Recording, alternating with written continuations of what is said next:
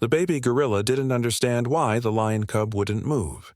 He had never been this close to one before. His mother would never allow it? Lions were danger, loud, sharp, fast. But this one didn't growl, didn't pounce. It just lay there, curled beneath a tree trunk, legs trembling, eyes half closed and unfocused. So Obo crept forward. He looked back once. His troop was still in the trees, watching in stiff, stunned silence. His mother huffed low, almost pleading. But Obo was already walking, clumsy hands brushing against damp grass, feet making no sound. He stopped just inches from the cub. Its chest rose and fell too slowly. Its paw was limp in the mud. Dried leaves stuck to its mane. Obo reached out, first, with hesitation, then with strange gentleness. He touched the cub's nose. No reaction. He did it again. Still nothing.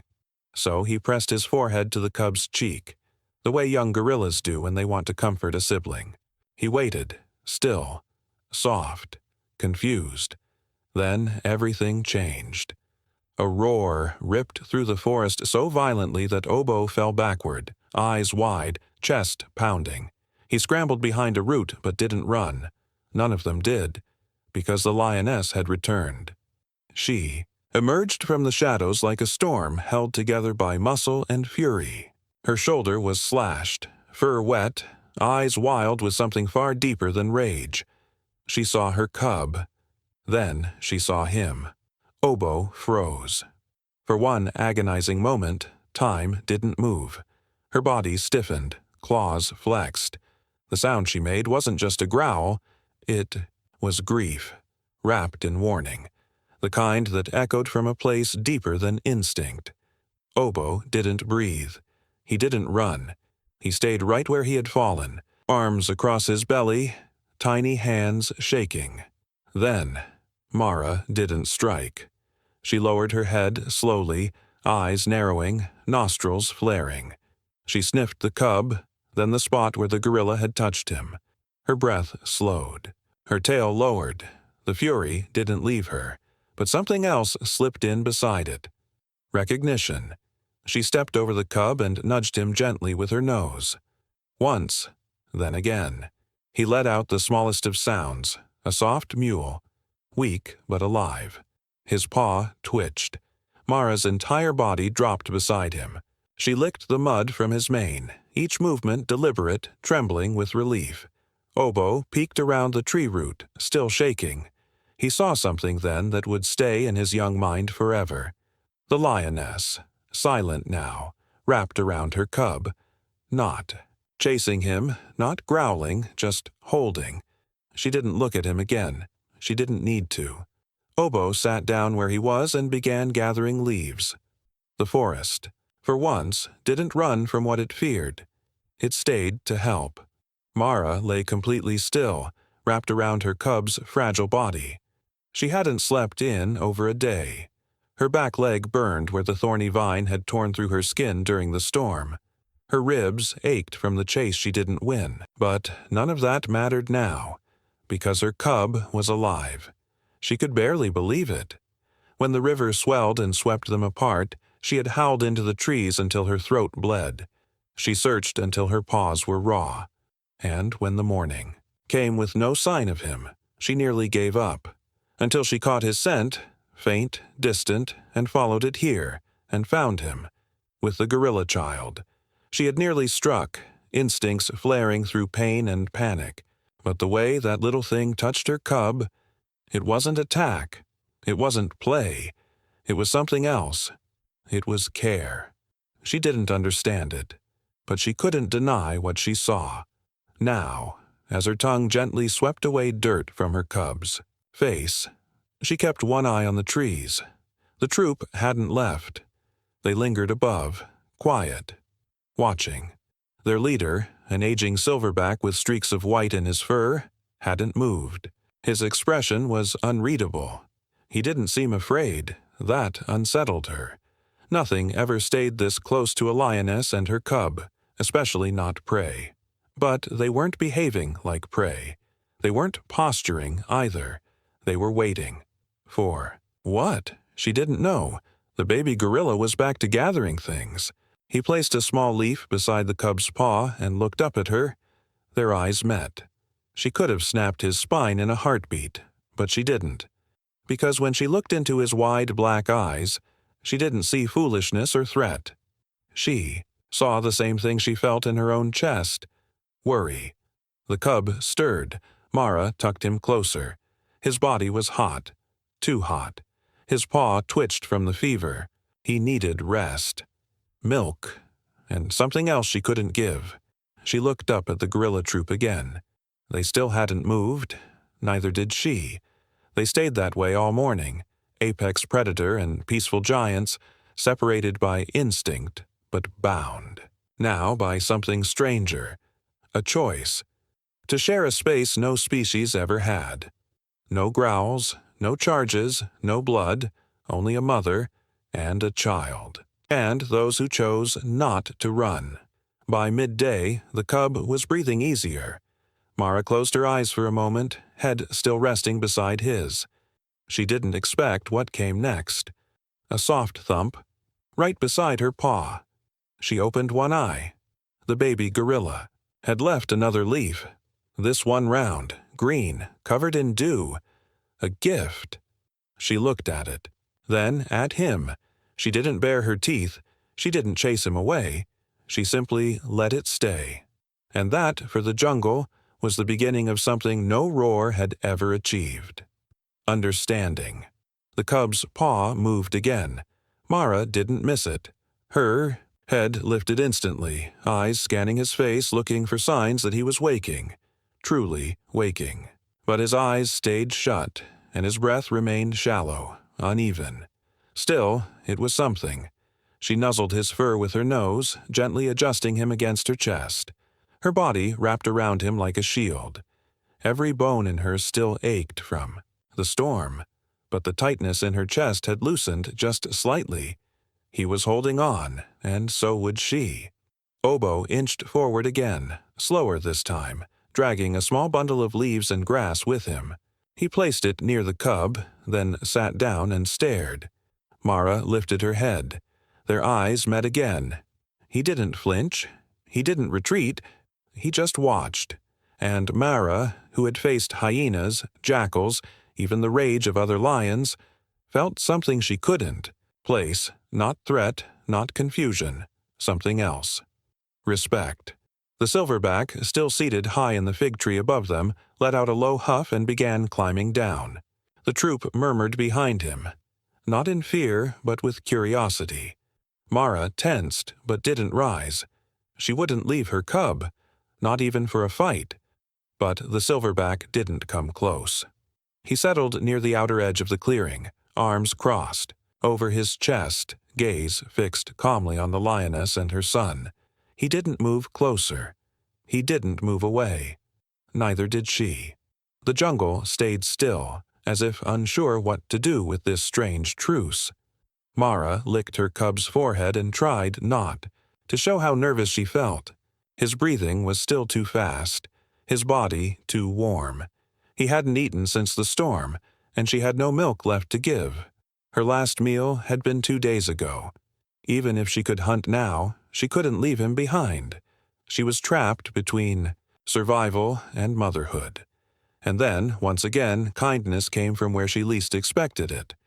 Obo returned, this time with a ripe fruit in both hands, yellow and soft. He looked up at the silverback, who gave no signal, no command. Then he crossed the invisible line that should have kept prey and predator apart, and placed the fruit in front of Mara. She stared at it, at him, back at it again. And then she did something no lioness in the wild had ever done. She pulled the fruit toward her cub. Her paw curled over it, holding it steady as the cub's mouth searched for anything to taste. He licked it once, then again. Obo's shoulders relaxed, and for the first time Mara saw him not as something small or reckless, but as something rare. A guardian. The sun dipped lower. Shadows stretched, but no one moved, not the lioness, not the troop, not the cub. And, For the first time since the storm, the jungle didn't feel wild. It felt watched over by kindness, by something ancient, by something new. The silverback stayed all night. Mara didn't sleep. She couldn't. Her ears twitched at every sound, branches creaking, distant bird calls, even the subtle rustle of beetles in the leaves. But she didn't move from her spot beside the cub. He had managed to lick some of the fruit, and though he didn't eat much, he hadn't worsened. That was enough. For now. Obo curled beside a low root just a few paces away. His mother stayed back, watchful but no longer pulling him away. The troop had settled in clusters, not too close, not too far. For the first time in her life, Mara shared space with those she had never once considered anything but distant, and none of them had tried to harm her cub. When dawn broke, Mara rose slowly and stretched her aching limbs. She limped 2 steps away, scanned the clearing, then circled back. The cub opened his eyes for a second. Just one. She nudged his side. He didn't flinch. That flicker of awareness was enough to bring her back down to the earth with a low, exhausted huff. Then something shifted in the air. The troop stirred. The silverback stood, posture rigid. Mara followed his gaze and froze.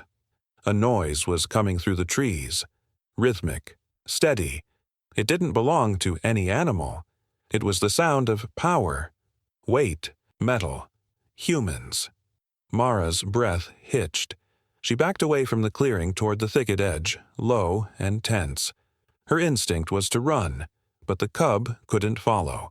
She couldn't leave him. And if the humans saw him, weak and alone. The silverback beat his chest twice, sharp, loud. The monkeys scattered into the canopy, branches swaying violently as they vanished into the shadows. But Obo stayed. He didn't run. He stood in front of the cub again, arms at his side, chest puffed, like a sentinel guarding a crown. Mara didn't understand it. She only knew she couldn't let him do it alone. She stepped back into the clearing, her body between the cub and the sound. It didn't come closer. It passed, just a maintenance patrol, too far to spot them. The noise eventually faded, but the moment stayed. When the silverback returned to the ground, he looked at Mara. Not with challenge, not with caution, but with something closer to approval. And slowly, over the next few days, the unspoken boundary between them dissolved. They drank from the same stream. They fed in the same patch of forest. They listened for danger together, and when the wind changed direction, carrying the scent of distant predators, it was Mara who growled first, and the troop who responded, not with fear, but with formation. The jungle had never seen this. Not predators circling prey, not prey fleeing predators, but something else. Something more honest.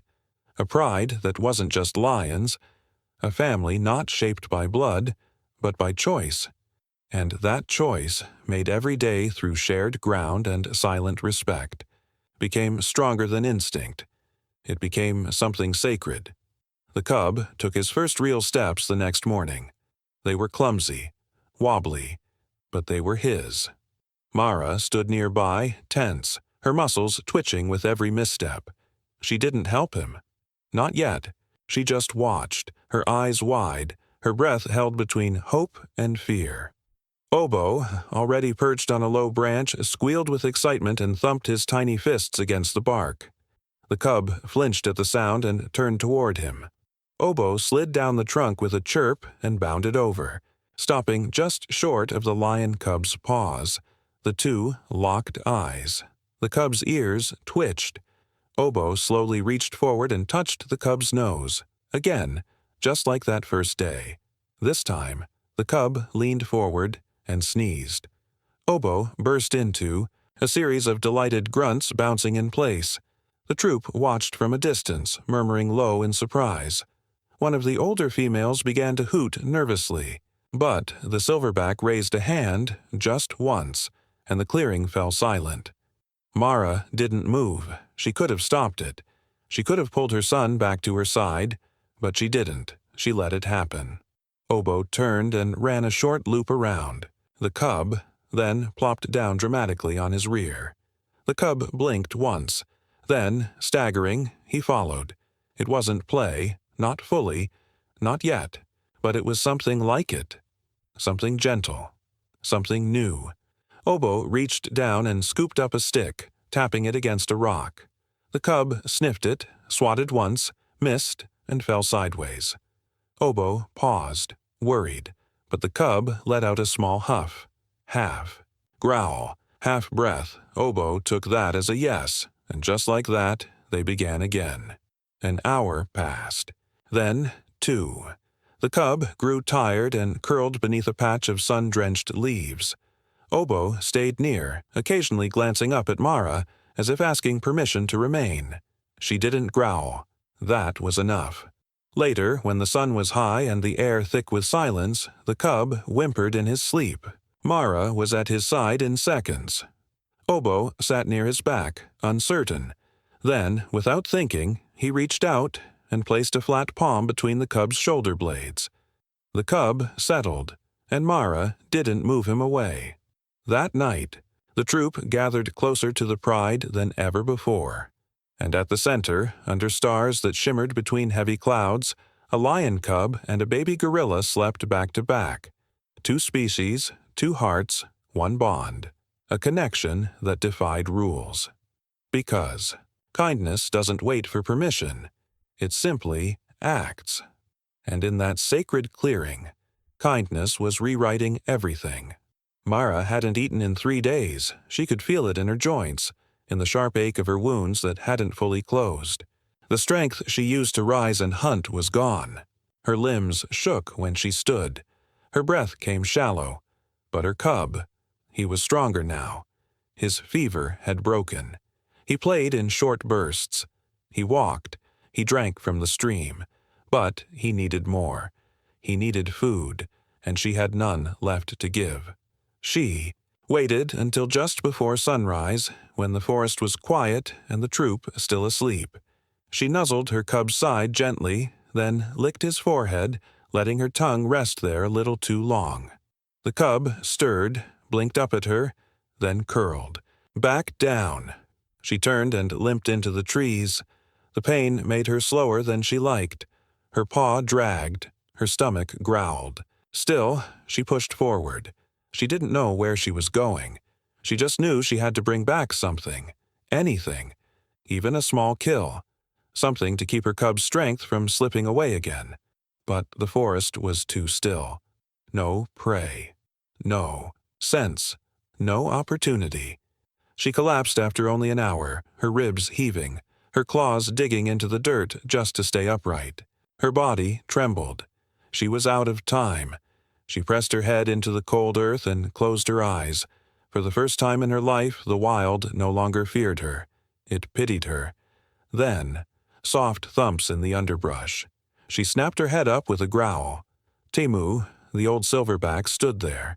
Not close, not threatening, but there. He studied her, and then, slowly, deliberately, he turned and walked back into the forest, pausing just once to glance over his shoulder. Mara didn't move. She didn't trust it, but something in her legs carried her forward anyway. She followed. It wasn't far, a clearing she hadn't seen before. In its center, a small pile of fruit. Not just dropped, arranged, berries, soft pulp, fresh leaves, edible, moist. Tamu sat on the far edge. He didn't gesture. He didn't need to. Mara stared at the offering. Her breath caught in her throat. No one helped lions, no one fed them. But here it was, kindness in a pile of fruit. She didn't eat right away. She stepped forward slowly, sniffed, looked at him again, and then, only then, she took one fruit in her jaws and turned back. She didn't eat it. She carried it. Back to her cub, back to the place where a baby gorilla waited beside her son. She dropped the fruit at the cub's paws and stepped back. He stared up at her, then, without hesitation, began to eat. Behind him, Obo chirped softly, and from the trees above the troop murmured their approval. Not loud, not showy, just present. Mara lay beside her cub and finally closed her eyes. Not because she had given up, but because she no longer had to be strong alone. The air shifted before anyone heard him. Mara's ears perked first. She rose slowly from her, resting place beside her cub. The fur along her back stood on end. Her nose twitched. Oboe froze mid-swing from a low branch. Then the trees went quiet. Even the birds stopped singing. The rogue lion stepped out of the shadows. He was large, scarred. Across the cheek, with a thick mane and hollow eyes that scanned the clearing like he was claiming it already. He didn't come cautiously. He didn't roar. He didn't need to. He saw Mara. He saw the cub. And in that moment, they were no longer just survivors. They were targets.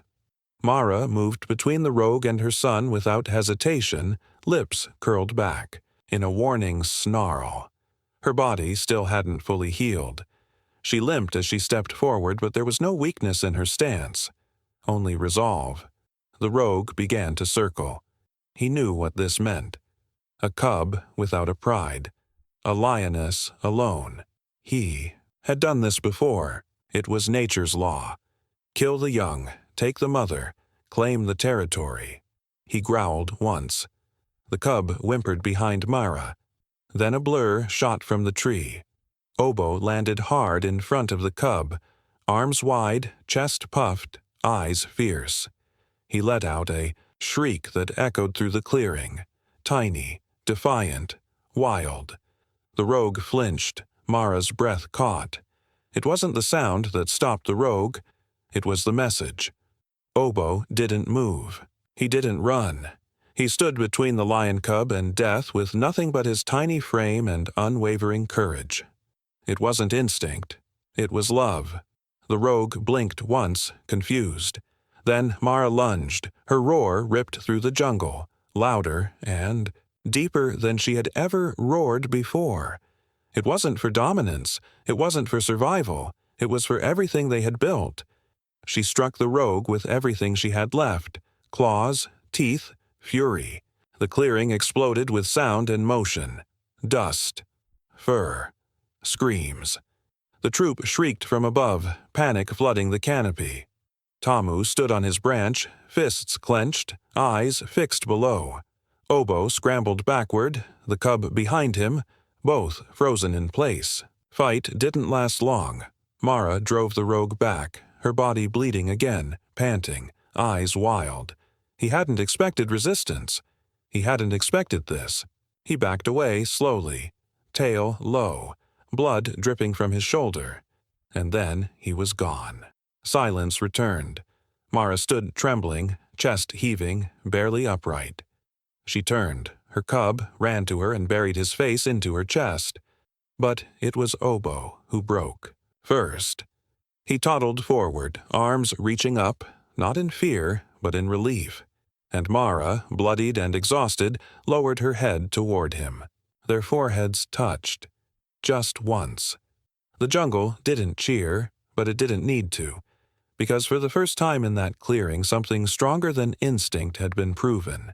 Kindness would protect its own, no matter what. Mara collapsed. Not. From defeat, from exhaustion. She dropped beside her cub in the clearing, her side torn, her leg barely able to support her. Her body trembled with every breath. The fight had taken what little strength she had left, but she hadn't lost. She had driven him off. She had protected her son, and she hadn't done it alone. The cub pawed at her chest gently.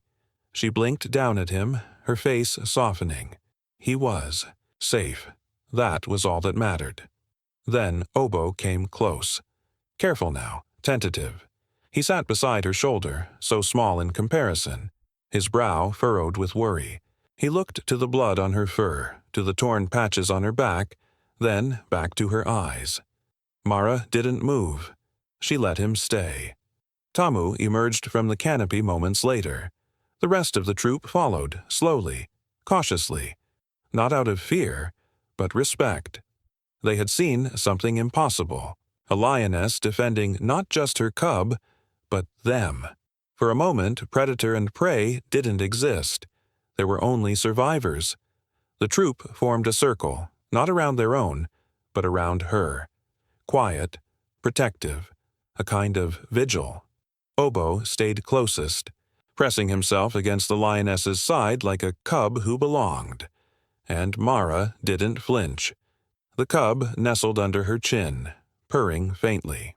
He blinked at Obo, then reached out one soft paw and rested it on the gorilla's arm. Obo didn't pull away. No one did. Hours passed. The jungle remained still.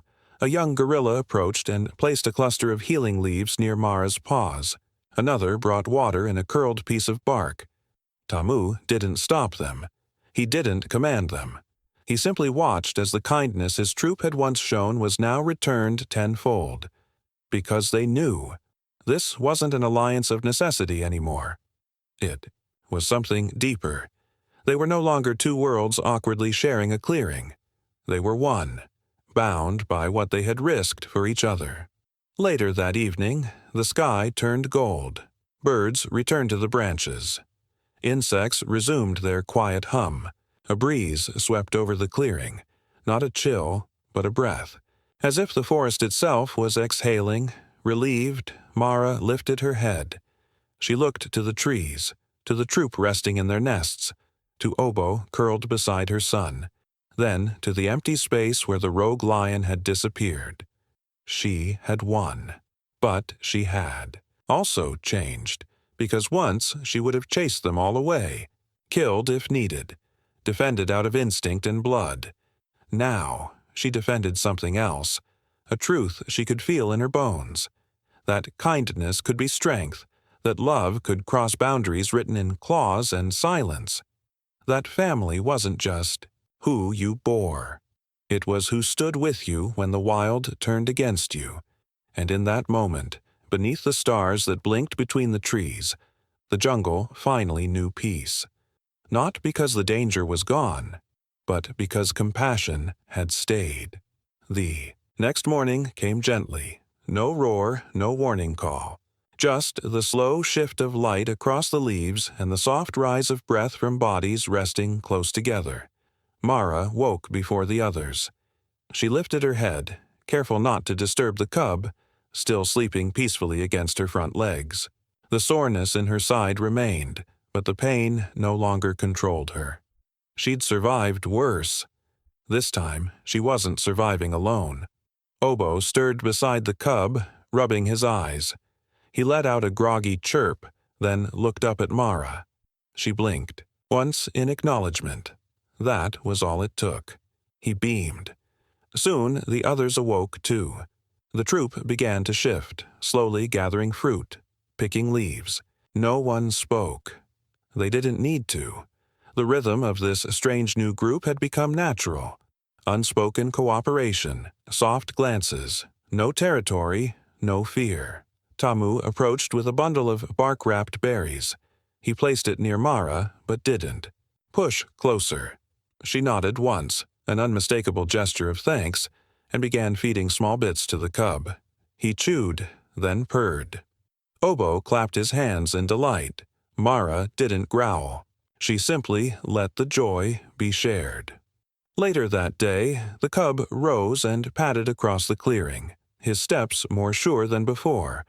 Obo followed.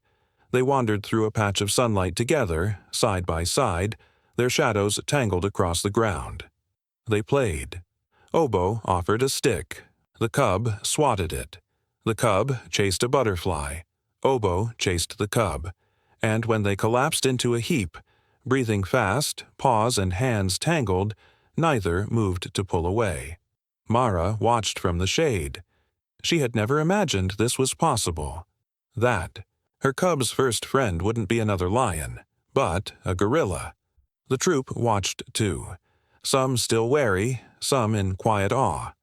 But none interrupted, none questioned, because they had seen the cost of their choices, and they had seen the reward.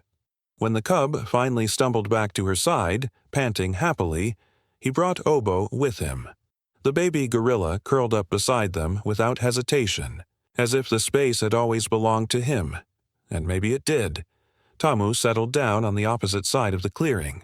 One of the females laid nearby, grooming her infant. Nothing felt out of place anymore. Nothing needed to be explained. The jungle had paused its old rules, if only for a moment. But in that moment, something real had taken root. Not survival. Not dominance. But trust. And in the stillness, beneath branches that had once separated hunter from hunted, two young souls slept side by side, living proof that peace could be chosen, not just hoped for. And kindness, once planted, could grow into something stronger than fear. Footsteps crunched softly through the underbrush. The troop froze. Mara's ears twitched as she lifted her head, muscles coiling beneath her.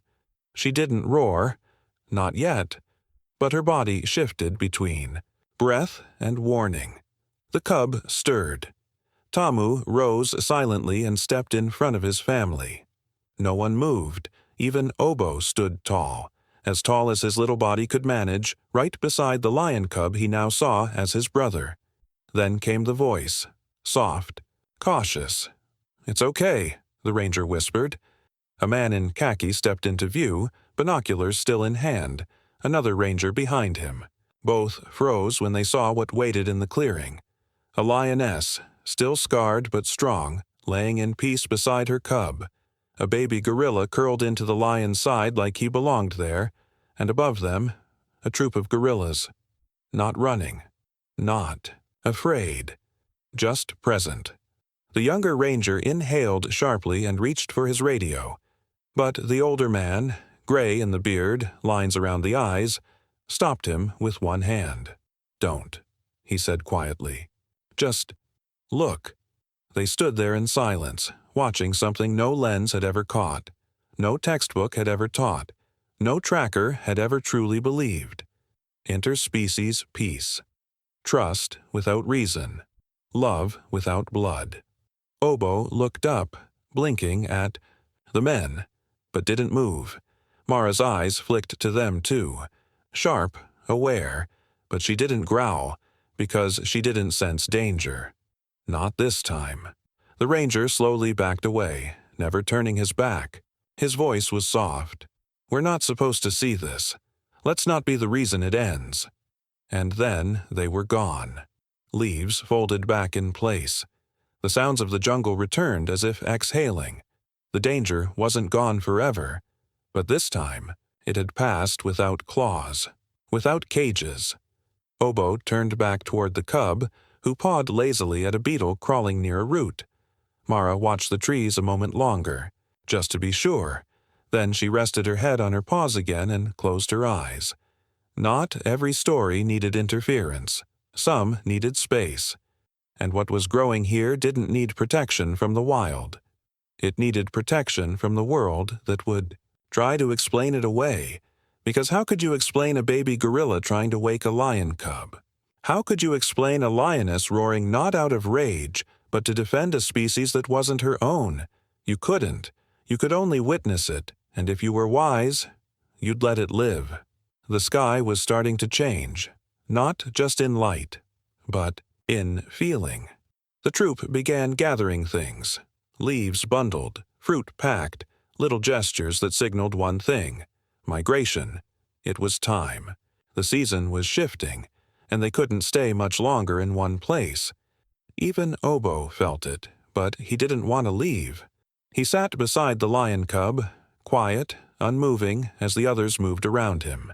He touched the cub's paw, tapped it gently, like he had on that very first day. The cub swatted playfully, then yawned, then lay back down, pressing his small frame into Obo's side. Mara stood under the tree's shade, watching. She could sense the change, too. She hadn't tried to stop it. She never could. Life in the wild was constant movement. But this part, this ache, was unfamiliar. It wasn't fear of danger. It was the slow break of a bond formed in silence, in dirt, in breath and bruises, Tamu approached her one last time. They didn't touch, but their eyes met, and Mara, who had once seen all others as threat, blinked slowly in return. A lioness. "Thank you." The silverback nodded once and turned. Most of the troop had already disappeared into the trees, but Obo hadn't moved. He clung to the cub like a second shadow. The cub licked his ear, annoyed but content. Mara walked over and stood above them both. Obo looked up. She didn't growl. She didn't. "Move him away." She leaned down, pressed her nose to the cub, then, just as gently, nuzzled Obo's head. He froze, then leaned into it. That was the moment. That was all he needed. He stood slowly, hands dragging at his sides, and looked at the cub one last time. The cub whined softly, rose to follow him, but Mara stepped forward and curled her tail around her son, holding him back, not to stop him from going, but to tell him this part of his journey wasn't yet his. Obo stared for a long time, then turned and walked toward the forest. He looked back once, just once. The cub didn't cry. He just watched, quiet, still, understanding something no adult had explained. Sometimes kindness means letting go. Sometimes love doesn't follow. It leads, and in that moment, as Obo disappeared, into the branches, and Mara rested her head across her son's shoulders, something in the air changed, not like an ending, like a seed being planted. Not every friendship was meant to last forever. Some were meant to remind us that forever is born from a single act of grace, and those never die. The clearing was quiet again. The troop was gone. Days had passed since Obo had walked into the forest. The cub searched for him every morning, sniffing the edges of the clearing, ears twitching at the sound of rustling leaves. But he never found him. Mara watched him. She didn't call him back. She let him look, because she understood what it meant, to miss something that changed you. She missed it too. But life went on. The cub was stronger now. He ran with purpose, tackled falling leaves like prey, tested his little claws against bark. Mara hunted again, not limping anymore. Her body had mended. But her heart, something there had healed differently. Not with scar tissue, with softness. One morning she returned from a short hunt to find the cub standing at the edge of the clearing, tail still, nose in the air. She followed. His gaze, a pile of berries sat neatly beneath a tree, fresh, untouched, arranged. Mara stared at it, unmoving. The cub walked over, sniffed, looked around, then gently placed one paw on the fruit. Not to eat, just to touch. A moment later, he turned, ran back toward her and nuzzled into her chest. She lowered her head against his and let her eyes fall shut. They didn't need to see who had left the gift.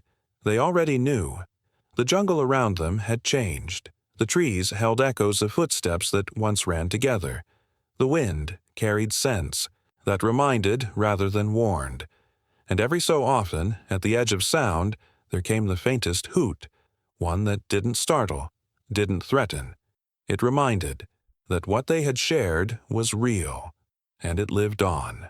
Weeks later, Mara returned to the same spot where she had once found her son lying motionless, covered in mud, barely alive. She stood tall now, her cub beside her, no longer fragile. She looked out at the space that had once been filled with silence and fear. Then she lifted her head to the sky and roared, but not the way she had roared in rage or warning. This was something else. It was a sound full of memory, full of grace, full of pride. The jungle answered back, not with a roar, with a rustle, with a single, high-pitched chirp that echoed once through the trees and vanished. The cub turned to her, and she turned to him. No one else would ever believe what they'd lived, but they didn't need them to. Because somewhere in the branches, a baby gorilla had once tried to wake a lion cub, and the lioness, who should have chased him away, chose to stay. Because kindness doesn't always roar, but when it does, It changes everything. If this story moved you, share it with someone who still believes kindness can cross any line, even the ones nature never meant to be crossed. Let this be more than a tale. Let it be a reminder that one act of courage, even from the smallest hands, can awaken something bigger than fear.